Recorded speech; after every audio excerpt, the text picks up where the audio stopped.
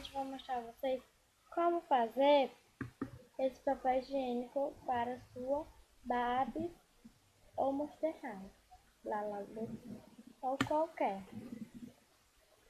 Vocês vão precisar de cola, tesoura e folha ou revista de farmácia ou revista de supermercado que tenha essa imagem.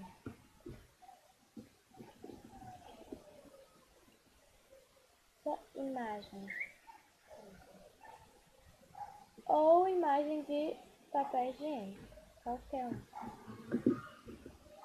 Como eu peguei dessas aqui, então vamos cortar a tira de 4 reta do tamanho que você precisar.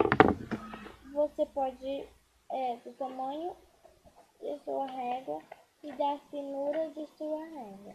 Como eu vou pegar a finura, a gente corta e vamos enrolar.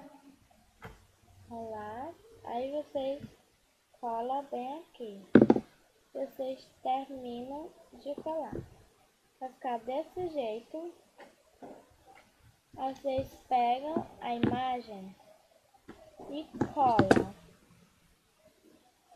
Vamos colar.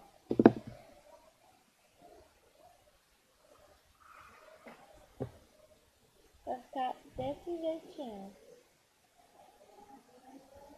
Ficou muito fofinho. Mas se tiver papel, imagem de papel higiênico, vai ficar ainda melhor. Mas só que não tem, eu peguei da fralda Pompom. Vai ficar desse jeito e ficou 2. Esse daqui ficou mais cheio porque usei 4 e não enrolei direito.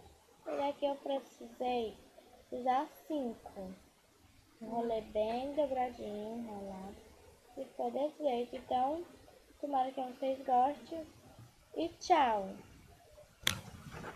Eu agradeço muito por ter assistido esse meu vídeo de como fazer. E no próximo eu vou ensinar vocês como fazer pacotes para suas bonecas.